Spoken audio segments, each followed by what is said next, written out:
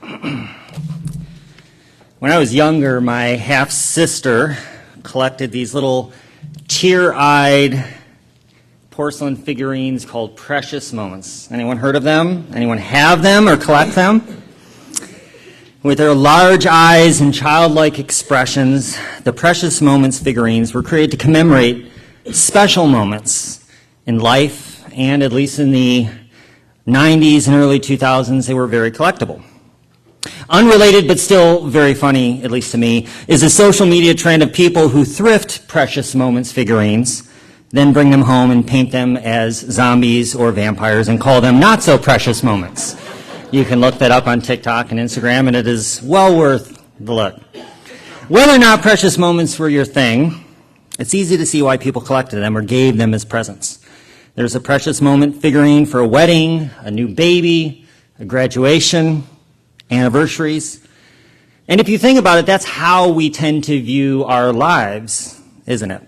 A collection of precious and not so precious moments on display in the curio cabinet of our minds. We occasionally peruse the shelves and pull down some special memory, dust it off.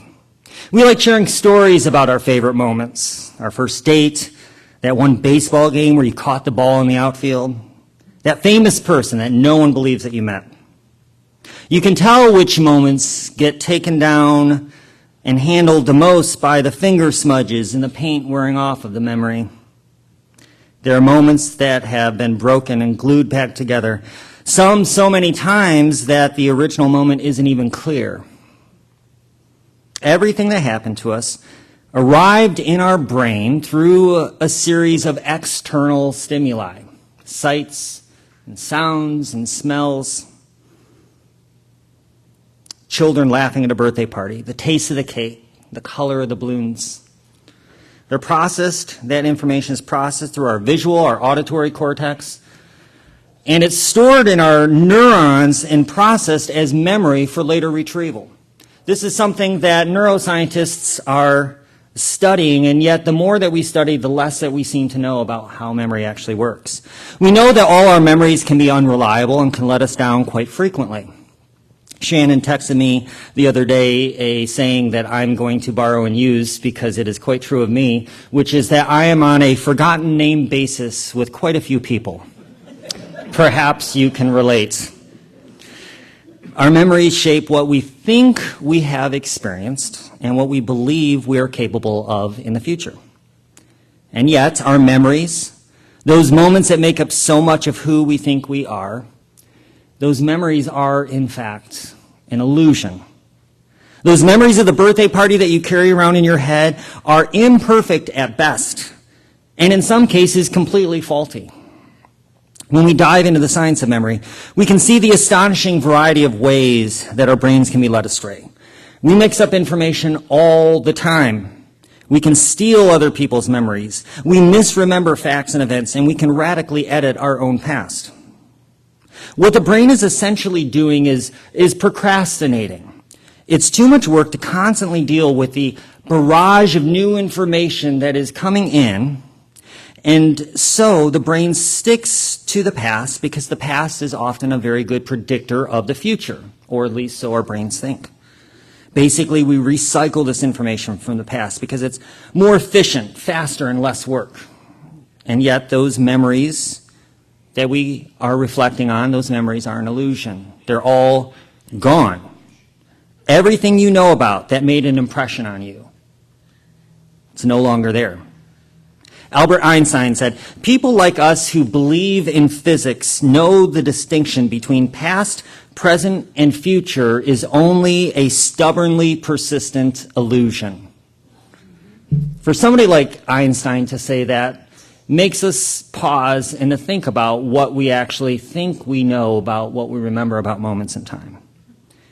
Because you see, there is only now. And now, and now. We live in its all-encompassing embrace because that is all that there is.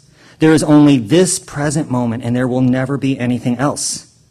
Because even what you are remembering from the past as Alan Watts likes to remind me, and the meditations, that the things that we remember from the past or think about from the future are all taking place in the now, the eternal now.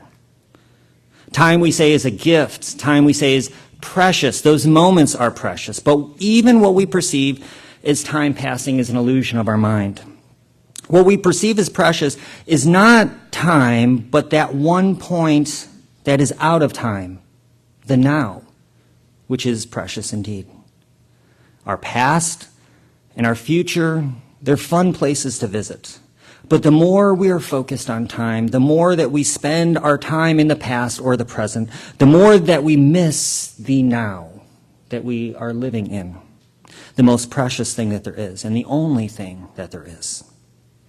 But on the other hand, what fun to live in the now, to drag it out, to make it echo, to get involved, to fall in love, to become attached. We may exist in the eternal now, but most of us rarely live in it. We find it so difficult to be fully here, to be fully present in this moment, exactly as it is. Ram Dass, formerly Richard Alpert, became associated with a mantra that I've borrowed and used in my life that has brought a great deal of meaning to me now. And it was the title of one of his more popular and eclectic books, the book Be Here Now. Be here now. Those precious moments, yes, they happened, but each and every single one of them happened in the now. We can visit those memories. We can use them to learn, to grow, but that is all they are, is memories of the now that we are forever living in. Thoughts, feelings, memories, emotions, sensations, we get to notice them, to observe them, but they are as ephemeral as the clouds floating in the sky or a leaf floating down the stream. In this moment and in this meditation and this morning, we get to be at rest with life as it is. So I'd encourage you, as we just set aside the next 60 minutes of silence and contemplation, that we try the best that we absolutely can to, do we have a chime? Are we looking for it? 60, did I say 60 minutes? This is going to be a long meditation this morning. I'm sorry, Beth's teaching is going to come a little bit later. Sorry. No, this is going to be a 60-second meditation. Thank you. I was wondering why I was getting so many smiles out there. We get to be at rest with life as it is. So my meditation for each of us this morning is just simply this: to just be, to be here now, to be here, to be. Namaste.